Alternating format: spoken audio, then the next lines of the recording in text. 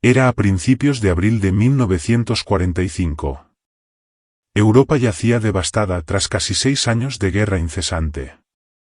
Las fuerzas aliadas avanzaban desde todos los frentes, aplastando las últimas resistencias del Tercer Reich. Por el oeste, estadounidenses, británicos y canadienses habían cruzado el río Rin y penetraban en las regiones industriales alemanas.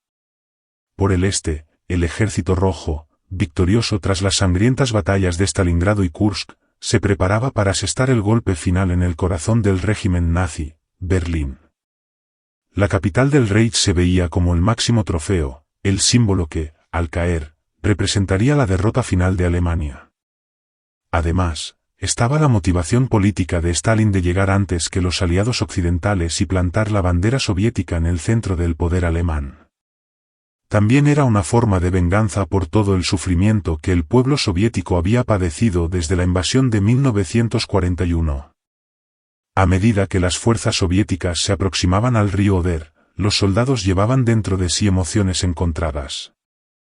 Sentían el ansia de la victoria, el deseo de venganza contra los nazis por toda la destrucción que habían infligido a tierras rusas, pero también el agotamiento tras años de combate.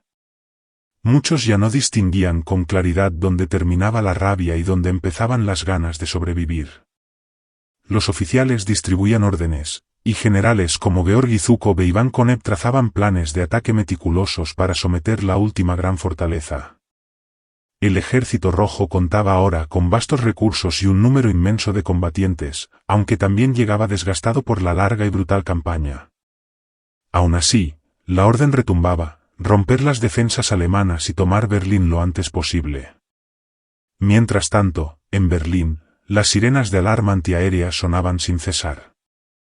La población civil, extenuada por los bombardeos diarios y por las restricciones alimentarias, luchaba por sobrevivir día a día, esperando que la guerra terminara antes de que la ciudad fuera destruida por completo. Muchos berlineses habían perdido a sus familiares en combate o por los constantes ataques de artillería y bombardeos aliados. Las promesas de victoria de la propaganda nazi ya no encontraban eco en los corazones de quienes veían cómo se multiplicaban las ruinas en las calles. El ambiente era de miedo y resignación. Aún así, la maquinaria propagandística de Joseph Goebbels repetía incansablemente que la victoria final estaba a punto de llegar, que la voluntad de hierro del Führer prevalecería. Se pegaban carteles animando a hombres, jóvenes e incluso niños a empuñar las armas para defender cada cuadra. En los círculos militares alemanes, la realidad era otra. Los oficiales sabían que la situación era desesperada, aunque pocos se atrevían a admitirlo públicamente. La idea de una defensa total, de una fortaleza impenetrable, resultaba para los militares profesionales un acto de desesperación suicida. Aún así, se veían obligados a obedecer. Alemania vivía bajo un régimen totalitario que castigaba de manera implacable cualquier atisbo de insubordinación o rendición. Adolf Hitler, recluido en su búnker en el corazón de Berlín, se aislaba cada vez más de sus generales, sumido en fantasías sobre divisiones inexistentes que supuestamente acudirían en defensa de la ciudad. Constantemente culpaba a sus mandos por su falta de agresividad, negándose a aceptar que Alemania ya no tenía recursos humanos ni bélicos para frenar a un enemigo mucho más numeroso y mejor equipado. Ciertamente, el Ejército Rojo se había convertido en una fuerza inmensa, equipada con miles de tanques T-34, cañones autopropulsados, artillería pesada y aviación de apoyo táctico. Era prácticamente imposible que la diezmada Wehrmacht y las tropas de las Waffen-SS compitieran en poder de fuego. La ofensiva final sobre Alemania había comenzado en el invierno de 1945, pero con la llegada de la primavera, el deshielo dejaba carreteras llenas de lodo, aunque todavía transitables. Zhukov planeaba un gran asalto frontal sobre las defensas alemanas en la zona del río Oder, especialmente en las alturas de Seelowitz, la última barrera natural antes de Berlín. Al mismo tiempo, el mariscal Konev avanzaría un poco más al sur, hacia Dresde y luego hasta la capital, en un movimiento de cerco destinado a cerrar todas las rutas de escape alemanas. Los defensores alemanes, bajo las órdenes del general Gatzer de Ingrich en el sector de Seelow, se preparaban para soportar una avalancha de artillería. Las trincheras se extendían por kilómetros, pero carecían de municiones, tanques modernos y, sobre todo, soldados experimentados. Muchos de los que empuñaban fusiles eran muchachos de las juventudes hitlerianas o ancianos del Volkssturm, la milicia popular improvisada. Aun así, conservaban cierta esperanza, confiando en los rumores de nuevas armas milagrosas, como los cazas a reacción M262, los cohetes V2 o, en las fantasías más delirantes, un arma secreta capaz de cambiar el curso de la guerra de forma instantánea. Pero esas ilusiones de poco valdrían ante el bombardeo constante de una artillería enemiga que, en pleno apogeo, disparaba miles de proyectiles al día. En la madrugada del 16 de abril de 1945, arrancó la operación que se conocería como la Batalla de las Alturas de Seeloitz. El Ejército Rojo, desplegado en interminables líneas, abrió fuego con una barrera de artillería tan intensa que iluminó el horizonte cual macabro espectáculo pirotécnico.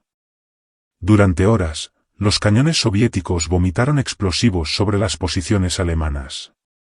El estruendo era ensordecedor y la tierra temblaba de tal forma que muchos defensores en los refugios subterráneos apenas lograban mantenerse en pie. Cuando el fuego se desplazó hacia adelante, anunciando el avance de la infantería y los carros de combate, los alemanes trataron de contraatacar con su propia artillería, pero era como tratar de contener un océano con cubos de agua. No obstante, la lucha en Seelow fue feroz. Los soviéticos pagaron un alto precio, pues el terreno accidentado y la obstinada resistencia de los defensores hacían el avance muy lento.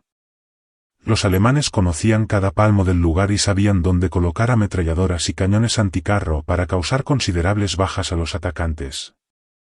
Sin embargo, la columna vertebral de la defensa alemana era endeble, sin remedio, por la abrumadora inferioridad numérica y material. Aunque consiguieran infligir daños notables el primer día, ese esfuerzo no sería sostenible mucho tiempo. Los tanques soviéticos avanzaban a toda máquina, arrasando las posiciones enemigas, mientras la infantería, bien coordinada, se infiltraba por los flancos.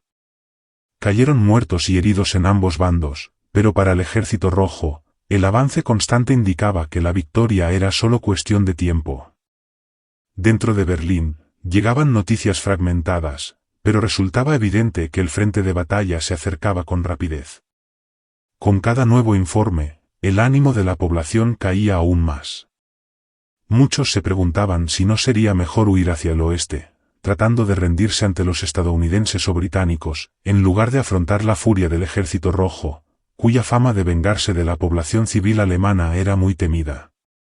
Familias enteras se aventuraban por los caminos, cargando pertenencias, niños, ancianos, sin saber dónde podrían encontrar refugio. Algunos eran interceptados por sus propios compatriotas, que, espoleados por la propaganda y las órdenes del alto mando, les obligaban a regresar y defender la ciudad.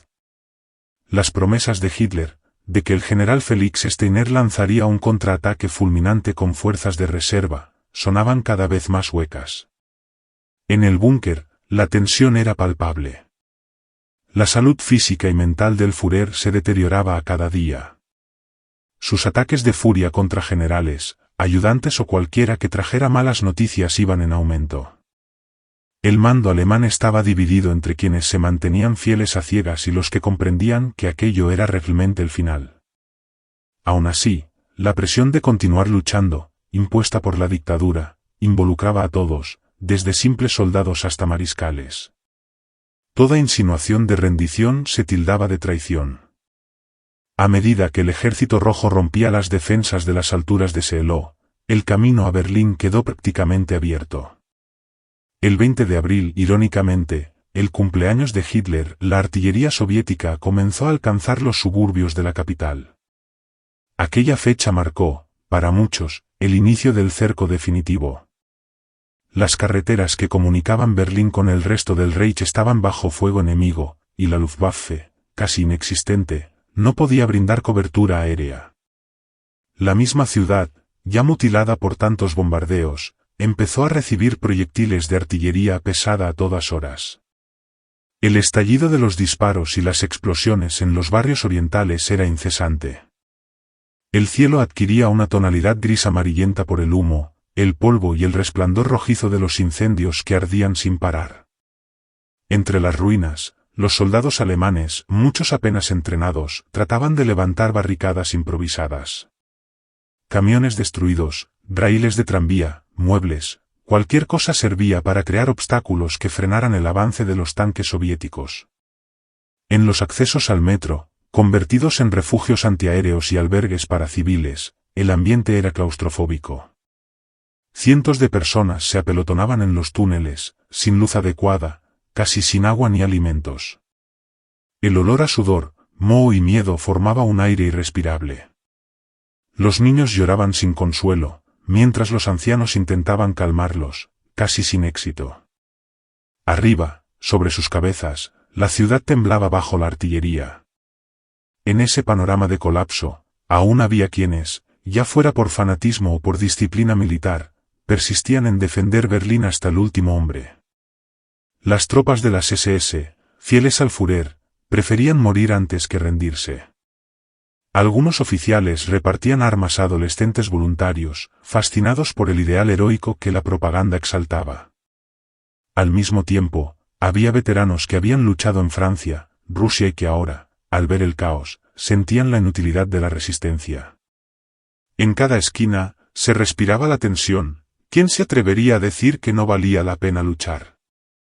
¿En qué momento la supervivencia se volvería prioritaria, por encima de cualquier ideología? El Ejército Rojo, por su parte, tampoco era monolítico. Numerosos soldados albergaban un profundo deseo de venganza tras ver sus ciudades reducidas a cenizas por el invasor alemán. Corrían relatos de saqueos y violencia contra civiles, crímenes que los oficiales intentaban contener sin lograrlo totalmente, dada la magnitud de la ofensiva y el odio acumulado.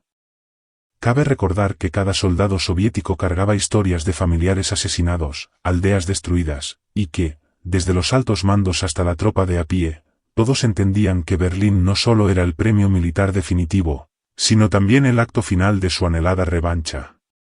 En ese sentido, el cerco no era un mero golpe militar, sino también emocional, la humillación definitiva del enemigo que antaño había marchado a las puertas de Moscú. La ofensiva proseguía.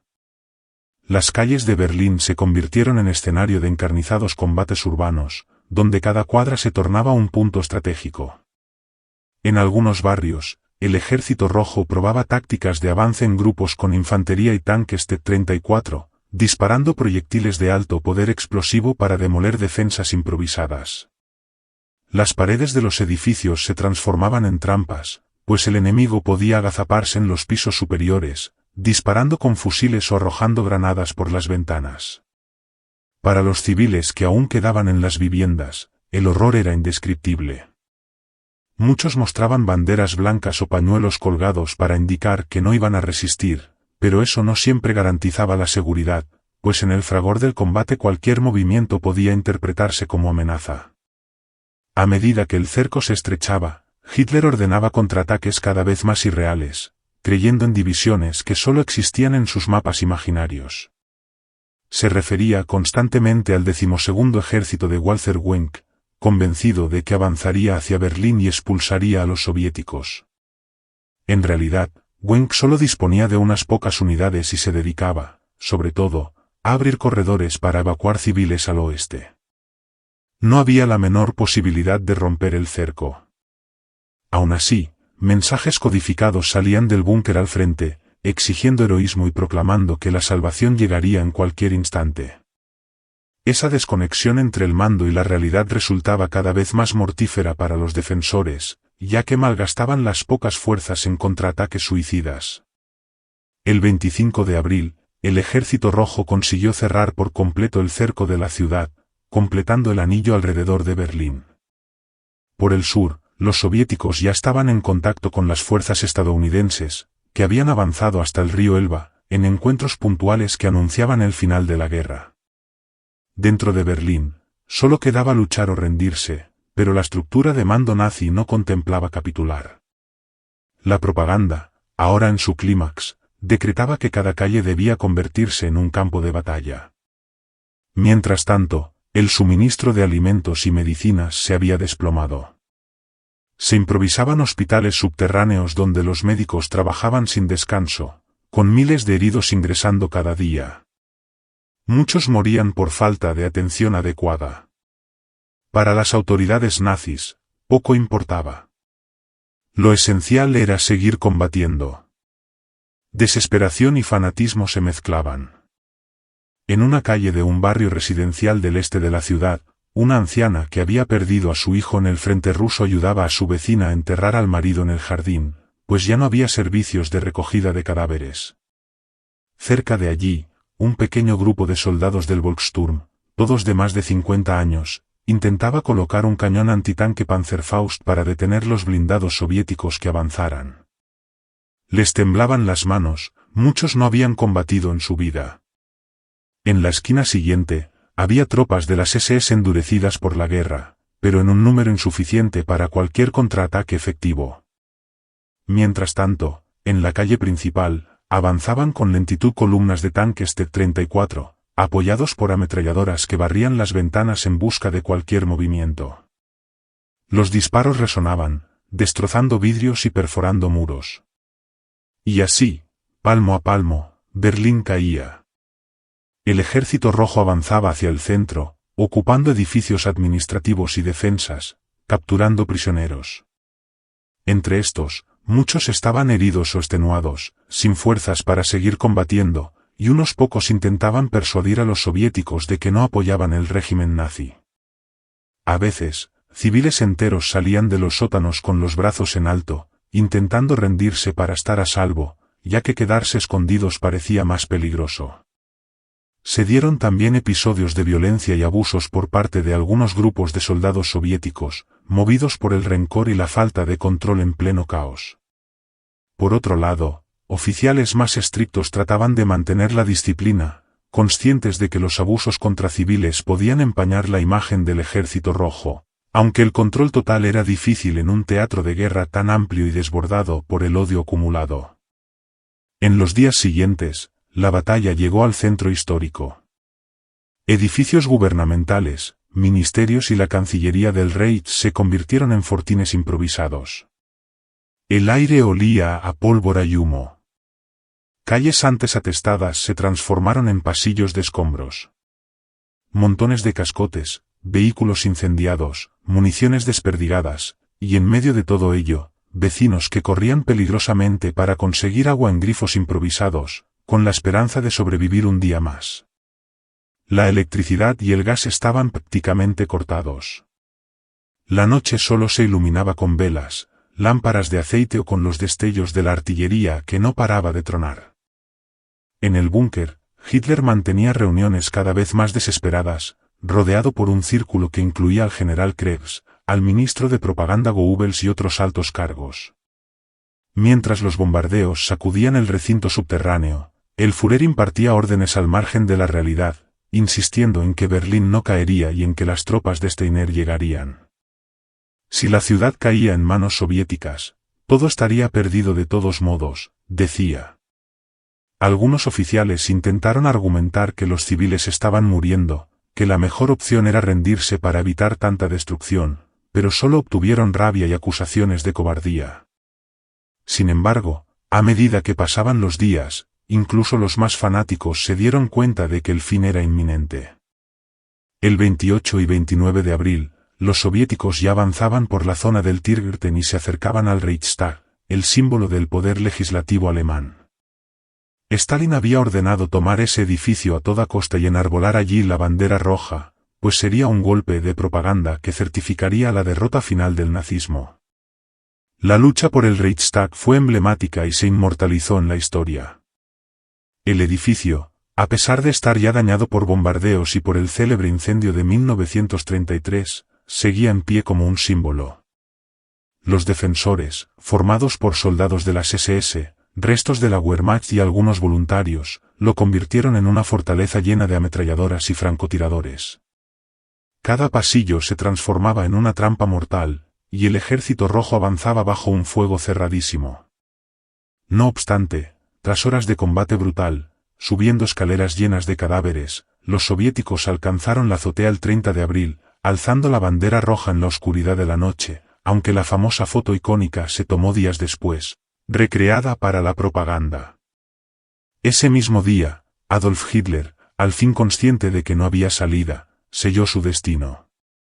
Se suicidó junto a Eva Braun, con quien se había casado menos de 48 horas antes. La noticia de su muerte circuló entre el núcleo del poder nazi, pero no se divulgó de inmediato a las tropas. Las últimas órdenes de Hitler eran que Berlín no se rindiera. Pero, muerto el Führer, lo que quedaba del mando nazi empezó a desmoronarse.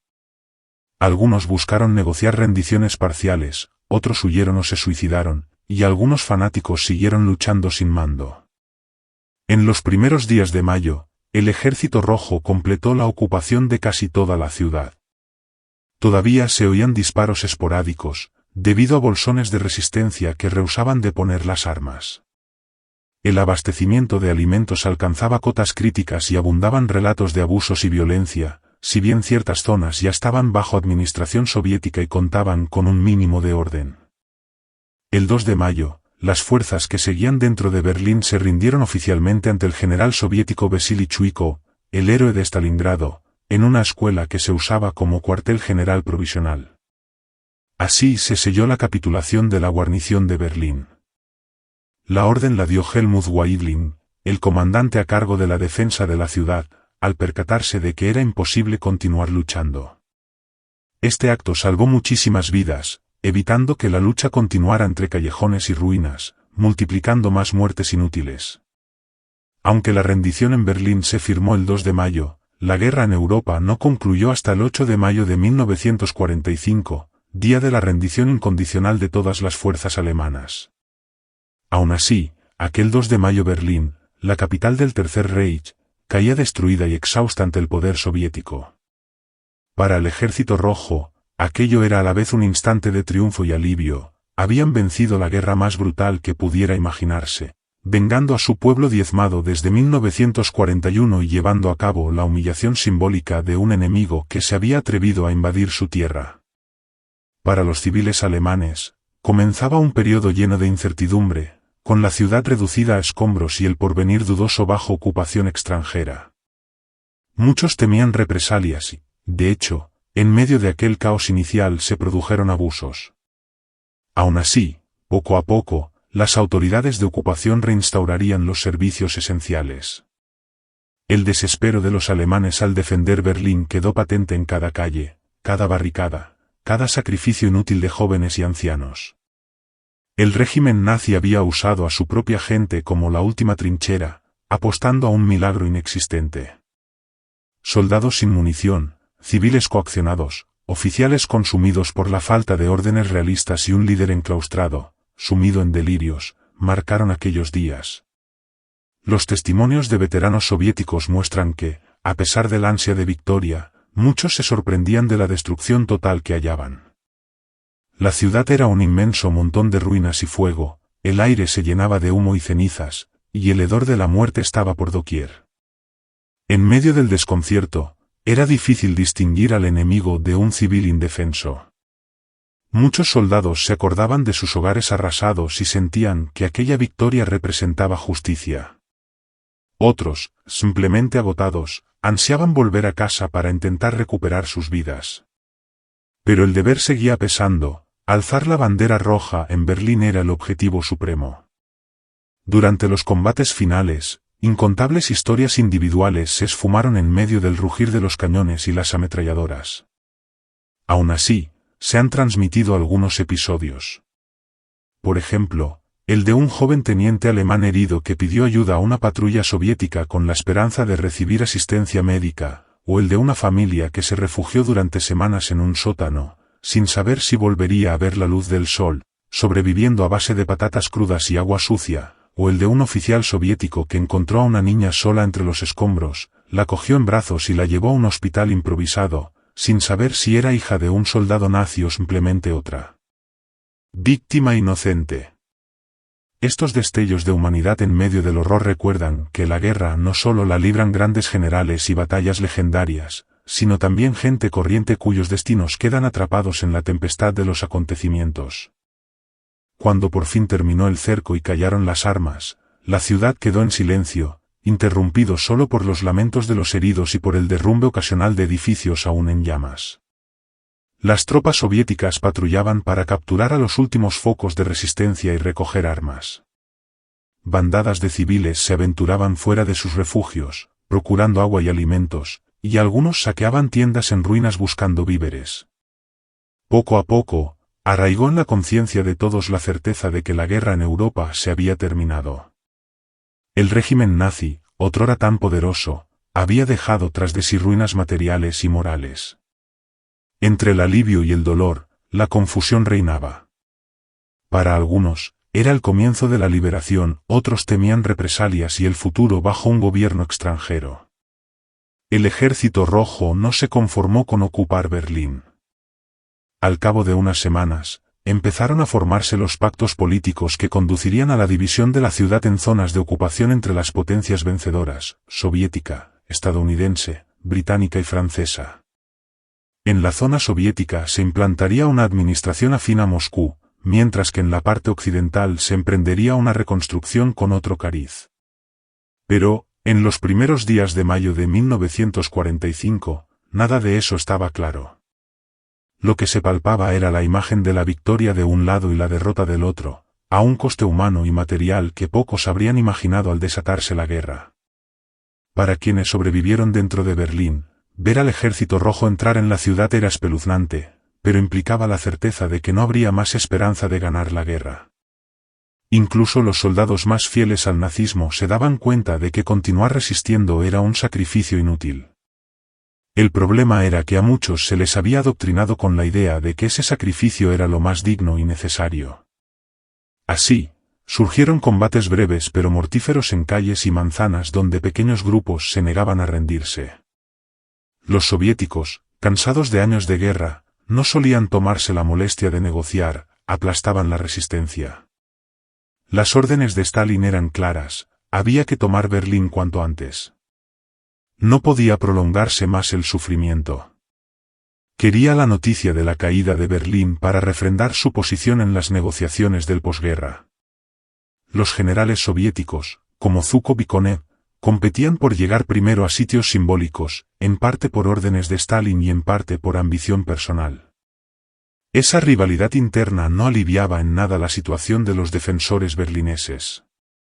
Antes bien, motivaba una mayor determinación de cada frente por avanzar rápida y contundentemente. La ciudad fue así un escenario de múltiples ofensivas paralelas, tanques y fuerzas de infantería que penetraban casi sin coordinación entre sí, pero de forma simultánea, sumiendo a los alemanes en un caos aún mayor. Al disiparse el humo, solo quedó una ciudad en ruinas. El entramado urbano había sido arrasado por los bombardeos, la artillería y los enfrentamientos cuerpo a cuerpo. La población, reducida a la miseria, se hallaba al borde de una catástrofe humanitaria sin precedentes, miles de cadáveres yacían bajo los escombros, otros se amontonaban en improvisados centros de recogida de cuerpos. El saneamiento era precario y el riesgo de epidemias alto. Las autoridades soviéticas y algunas personalidades alemanas trataban de restablecer unos servicios mínimos para la supervivencia. Pero la tarea no sería nada sencilla ni rápida. De este modo, el cerco de Berlín y la desesperada defensa alemana simbolizan el episodio final de la Segunda Guerra Mundial en Europa. Un episodio forjado en sangre, ruinas y horror, pero también en coraje, resistencia, al fin, liberación. Aunque el Ejército Rojo cometiera abusos, no se puede ignorar su sed de venganza tras las atrocidades nazis en territorio soviético. Por otro lado, es innegable que la población civil de Berlín pagó un precio altísimo, víctima tanto del fanatismo de sus propios líderes como de la furia de los vencedores. Y, en esa mezcla de dolor, orgullo, culpa y venganza, la humanidad se mostró en su faceta más cruda, dejando lecciones amargas para las generaciones futuras. De esta manera, el Ejército Rojo cercó Berlín y finalmente la tomó. La urbe, ya martirizada por las bombas, vivió su capítulo más cercano al infierno en batallas callejeras plagadas de violencia y miedo. Los defensores, conscientes de que no había salida, se aferraron hasta el último momento a las consignas e instrucciones suicidas que emanaban del búnker de Hitler. La población civil, aturdida, contempló cómo su ciudad se convertía en escombros. Cuando al fin la bandera roja ondeó en el Reichstag, quedaba certificado que el nazismo había sido aplastado en su cuna de poder. Entre los escombros, una multitud de historias se entrelazaron en unos pocos días, con soldados soviéticos de distintos rincones de la URSS y defensores alemanes de variada procedencia, todos empujados a un enfrentamiento final que prolongó la agonía de una guerra total. Aquel último aliento del Tercer Reich y su decisión de luchar hasta el Cuando los combates en la zona central de Berlín cesaban, aunque de manera gradual y con focos de resistencia aislados, la ciudad entraba en una nueva etapa de su historia, la ocupación soviética. Lo que quedaba de las autoridades nazis apenas lograba mantener la apariencia de un gobierno. Los civiles, que antes se refugiaban en sótanos, refugios antiaéreos o túneles de metro, empezaron a salir con cautela en busca de agua, comida y noticias sobre familiares desaparecidos. Al subir las escaleras de aquellos refugios, lo que veían les dejaba pasmados: edificios derrumbados, fachadas destruidas, vehículos calcinados y munición esparcida. En muchas calles yacían aún cadáveres, pues no había autoridad que los recogiera. Todo semejaba haber sufrido un terremoto bélico de magnitud colosal. En las primeras horas tras la caída definitiva, aparecieron filas improvisadas cerca de puntos donde algunos soldados soviéticos, compasivos en cierta medida, repartían sopa o raciones a los civiles hambrientos. No todas las interacciones eran pacíficas. En barrios periféricos, grupos de soldados se entregaban a saqueos y violencias, por lo que la tensión era enorme. Muchos berlineses evitaban el contacto con tropas armadas, recordando los rumores de lo ocurrido en Prusia Oriental y otras regiones por donde había pasado el Ejército Rojo. Al mismo tiempo, el miedo se combinaba con un leve alivio: la lucha había terminado. No habría más bombardeos continuos ni el estrépito ensordecedor de la artillería. La mayoría de la población de Berlín no tenía fuerzas ni ganas de seguir defendiendo lo indefendible, muchos solo deseaban sobrevivir. Las autoridades soviéticas, a su vez, se apresuraban a consolidar su control, establecían puestos de control, tomaban edificios menos dañados para usarlos de sede provisional y empezaban a localizar focos en los que pudieran quedarse grupos armados nazis. Mientras tanto, en la Cancillería del Reich y sus alrededores, la estampa era de total desolación. Aquella majestuosa construcción, antaño epicentro del poder de Hitler y escenario de ceremonias pomposas, no era ahora más que un montón de escombros. El búnker, a varios metros bajo tierra, mantenía parte de sus estancias protegidas, pero la realidad en su interior era macabra: suicidios, charlas desesperadas sobre la huida, órdenes sin sentido y cuerpos de quienes habían preferido quitarse la vida al constatar la derrota inminente. Más tarde circularían múltiples historias sobre lo sucedido: el matrimonio apresurado de Eva Braun y Hitler, qué pasó con sus cuerpos tras el suicidio, los enfrentamientos verbales en el último reducto del mando. Al hallar ese laberinto subterráneo, los soldados soviéticos se sorprendían del estado de los pasillos, del olor a combustible quemado mezclado con la descomposición y del caos final de un régimen que antaño se preciaba de su disciplina implacable. En los días posteriores, una de las mayores preocupaciones de los mandos soviéticos era la seguridad y el orden público, pues Berlín seguía albergando un importante contingente de civiles, muchos de ellos sin hogar o deambulando sin rumbo. Las fuerzas de ocupación intentaban situarse en puntos clave: la Puerta de Brandeburgo, el Reichstag, Alexanderplatz, la zona del Tiergarten y otras áreas estratégicas para imponer la estabilidad. En distintos barrios, surgieron comités de supervivencia formados por vecinos que se organizaban para repartir alimentos y buscar agua potable. Sin una jerarquía alemana efectiva y con la administración nazi pulverizada, estas iniciativas se convirtieron en la única esperanza de un mínimo de cooperación solidaria. Algunos residentes se arriesgaban a abandonar la ciudad, pero descubrían que las carreteras estaban bloqueadas o intransitables y que las patrullas soviéticas impedían moverse sin autorización. Así, hombres, mujeres y niños trataban de regatear con los soldados, ofreciéndoles joyas familiares, relojes o ropas a cambio de pequeñas cantidades de alimentos. Otros se ofrecían a trabajar para los rusos como mozos de carga o limpiando escombros, con la esperanza de recibir algo para comer. Era un mercado informal, fruto de la necesidad y la desesperación. En las semanas siguientes, el hambre se convertiría en el gran espectro de Berlín, casi no había alimentos perecederos y todos dependían de las raciones del Ejército Rojo o de lo que se encontraba en almacenes destruidos. En paralelo, las tropas soviéticas formaban grupos de prisioneros de guerra alemanes. Había soldados y oficiales capturados, muchos heridos, y los conducían a instalaciones de detención provisionales para interrogarlos.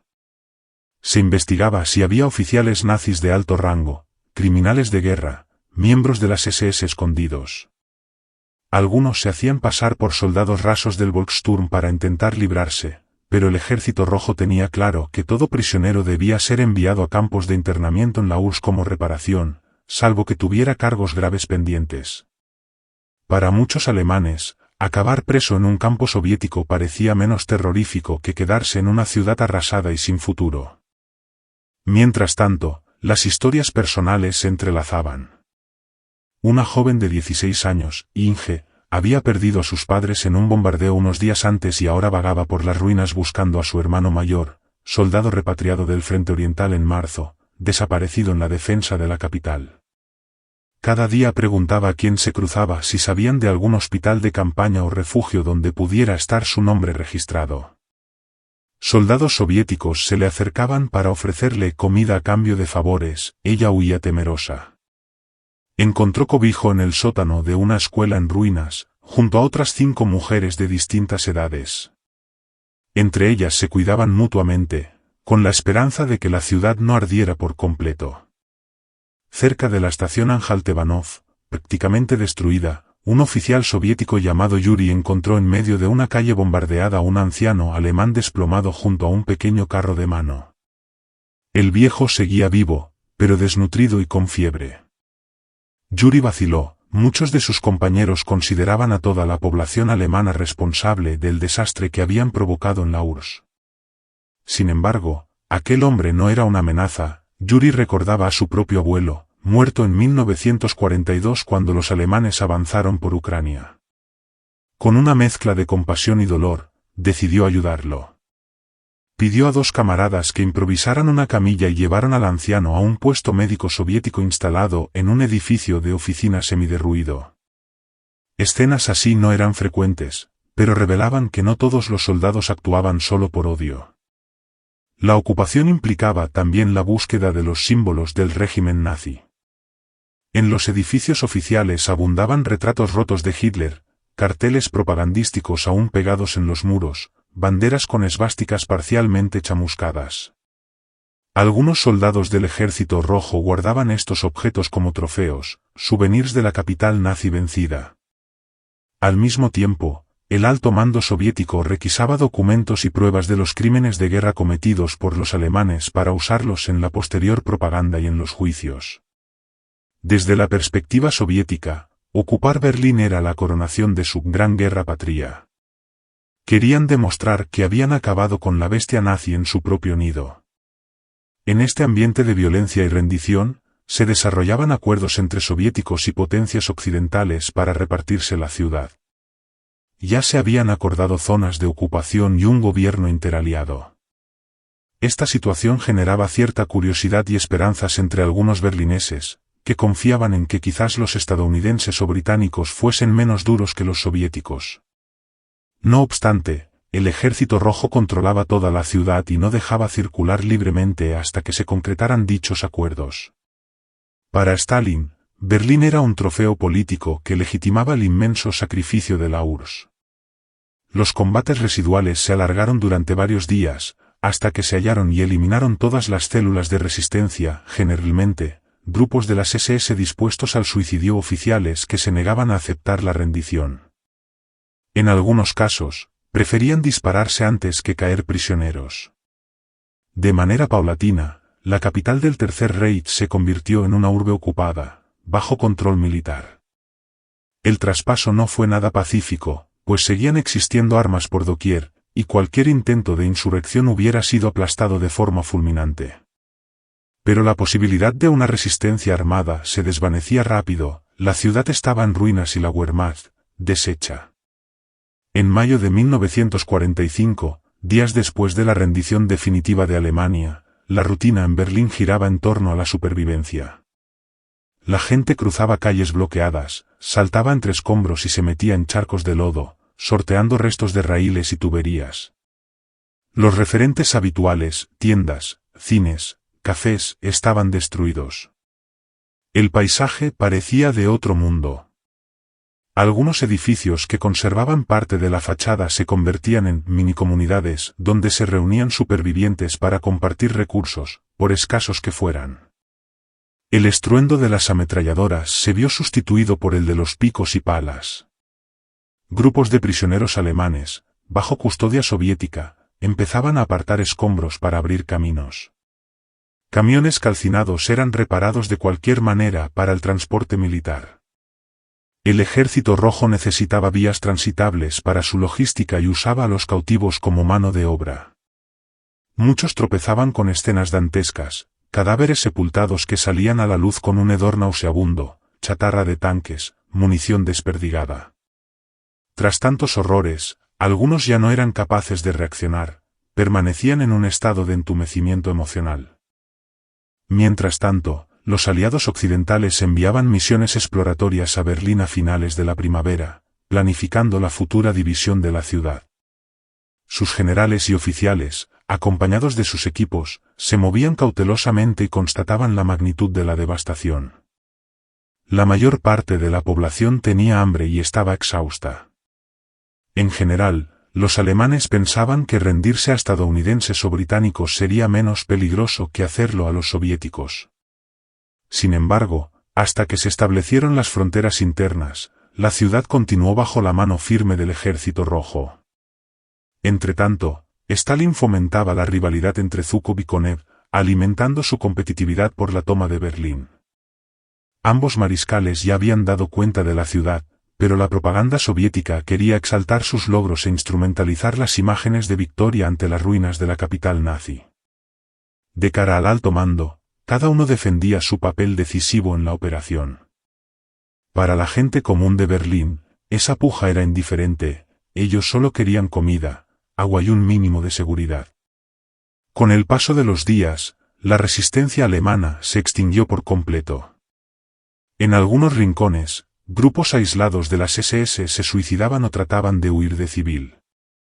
Aún así, el Ejército Rojo llevaba ventaja y registraba cada manzana, deteniendo cualquiera que considerara sospechoso.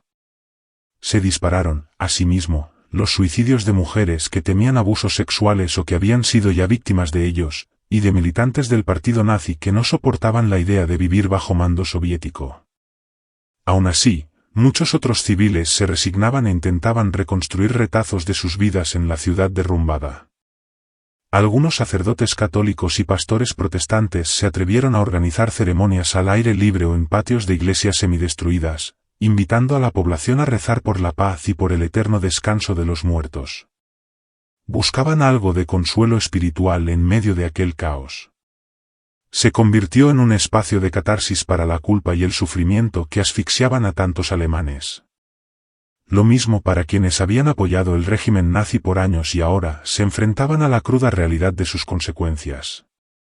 En mayo, por orden de los soviéticos, arrancó una campaña de eliminación de la propaganda fascista. Había que arrancar carteles y banderas con esvásticas, borrar grafitis pro Hitler. Algunos soldados soviéticos coleccionaban esos objetos como trofeos, mientras los alemanes que habían colaborado con el régimen destruían todo lo que pudiera incriminarlos. Se perdieron así enormes cantidades de material histórico.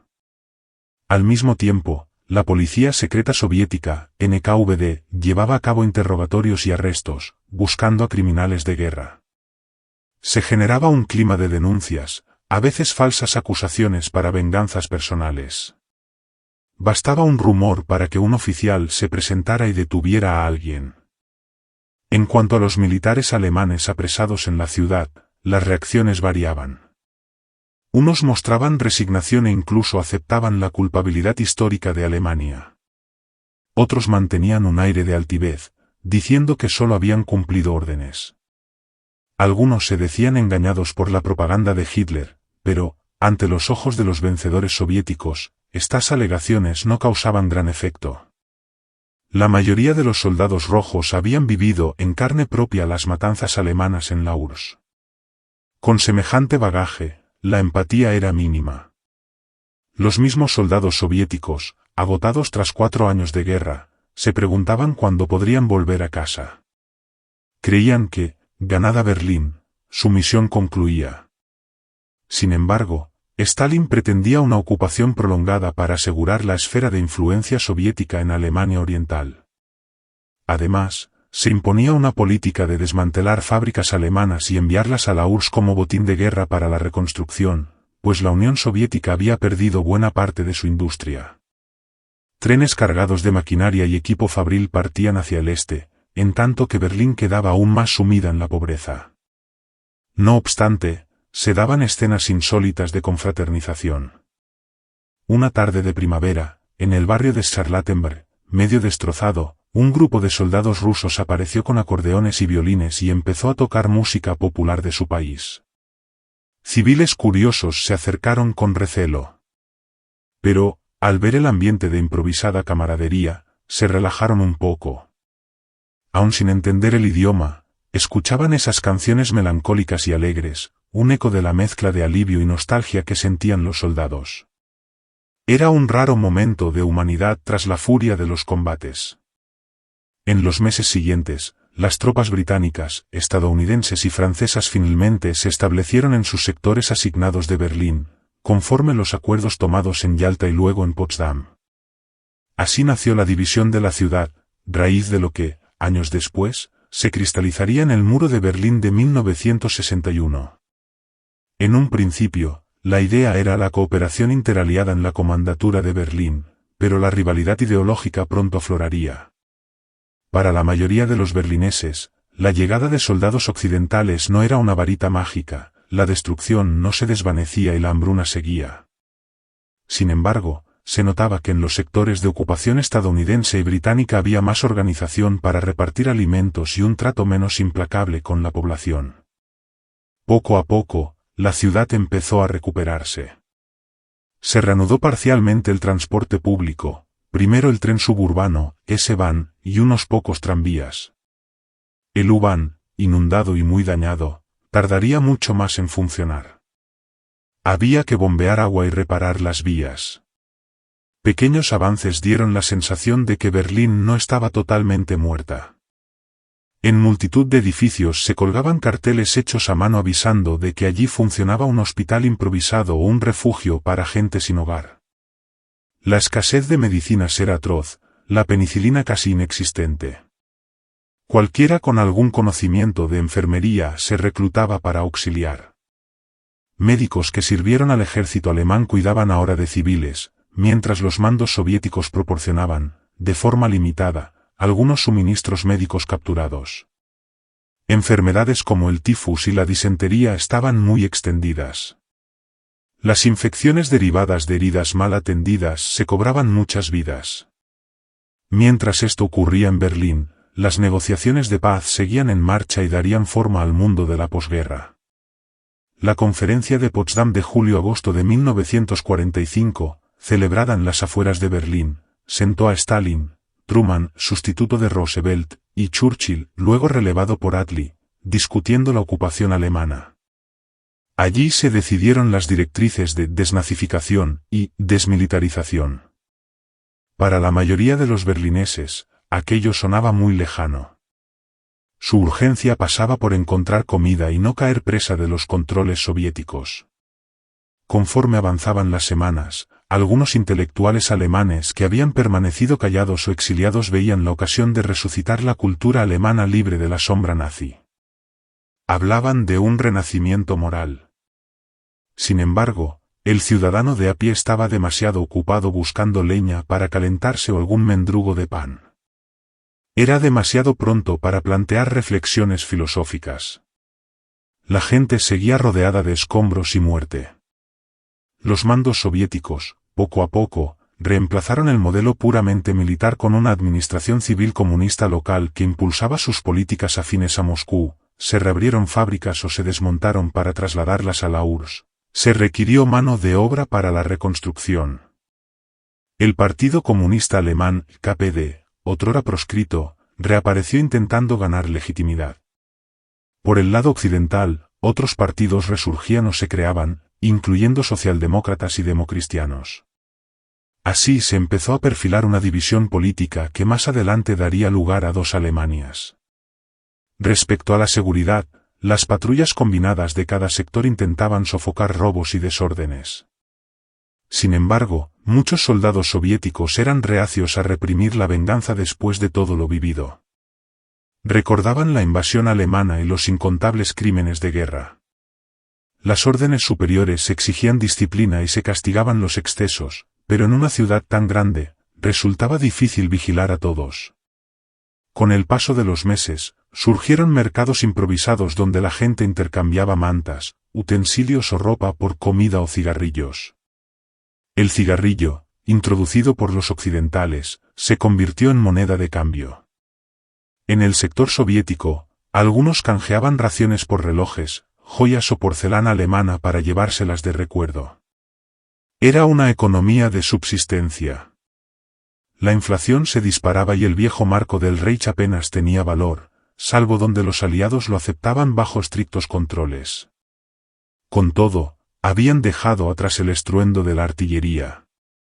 En la memoria, esos últimos 10 días de abril y primeros de mayo de 1945 quedaban como un descenso a los infiernos para la población berlinesa. Para el Ejército Rojo, representaba la recompensa a su sacrificio, habían hundido al régimen que había llevado la guerra hasta las afueras de Moscú. Sin embargo, tampoco había euforia pura, dominaba la fatiga y el anhelo de regresar a casa. Con el cese de los combates, llegó la hora de enterrar a los innumerables muertos. Se improvisaron cementerios en plazas y parques. A medida que se retiraban los escombros, aparecían más restos. Era un recordatorio constante de cómo la decisión nazi de prolongar la lucha hasta el extremo había costado miles de vidas. La idea de defender cada calle a sangre y fuego implicó que jóvenes sin entrenamiento y ancianos del Volkssturm perecieran en una batalla perdida de antemano. El Ejército Rojo, a pesar de su abrumadora superioridad, también sufrió cuantiosas bajas al verse obligado a combatir casa por casa. En retrospectiva, la batalla de Berlín fue uno de los choques urbanos más cruentos de la guerra. La caída de la ciudad en mayo de 1945 exhibió al mundo el derrumbe de una ideología que pretendía un Reich de 1000 años. De él solo quedó la humareda entre muros chamuscados. Conforme se revelaban las atrocidades del Tercer Reich, especialmente el Holocausto, los mismos alemanes se veían obligados a confrontar el abismo moral de la dictadura. La propaganda nazi había mantenido ocultas o minimizadas muchas verdades. El proceso de asimilar esas realidades fue largo y penoso. Para la URSS, la conquista de Berlín reforzó la imagen de Stalin como padre de la victoria, si bien su régimen también era autoritario. En aquel momento, el pueblo soviético vivía el orgullo de haber resistido y devuelto el golpe, alzando la bandera roja en el corazón del enemigo. Se organizó un gran desfile de la victoria en Moscú, celebrado con gran fervor patriótico. Aun así, la historia del cerco y la toma de Berlín no terminó con la victoria militar. Las secuelas seguirían durante décadas. La ciudad quedó sumida en ruinas físicas y morales. Gran parte de la población quedó traumatizada por la violencia extrema. La división de Alemania se oficializaría con la formación de dos estados, la RFA occidental y la RDA oriental, y Berlín se convertiría en un punto clave de la Guerra Fría, hasta la caída del muro en 1989. Para los veteranos alemanes que defendieron la ciudad, la rendición del 2 de mayo fue a menudo el inicio de un cautiverio en la URSS, donde muchos morirían. Para los soldados soviéticos, fue la culminación de una venganza justificada tras los horrores sufridos, pero también un acto traumático en sí mismo, ver a una metrópoli reducida a polvo. En esos rostros de soldados victoriosos y prisioneros derrotados, se condensaba todo lo que supone una guerra total, la grandeza y la miseria del ser humano, el odio y a veces la compasión, la valentía y la rendición. La memoria de aquel asedio, de la defensa desesperada y de la ocupación posterior quedaría grabada para siempre en las calles de Berlín, las fachadas acribilladas y los relatos de quienes sobrevivieron. Con el tiempo, la ciudad sería reconstruida, los escombros se retirarían y se levantarían nuevos edificios. Pero las cicatrices emocionales y el recuerdo de aquellos días finales de abril y principios de mayo de 1945 no desaparecerían nunca. Fue entonces cuando se cerró el capítulo más sangriento de la Segunda Guerra Mundial en Europa, un epílogo cruel al que el régimen nazi arrastró a su pueblo antes de hundirse en un abismo de muerte y destrucción.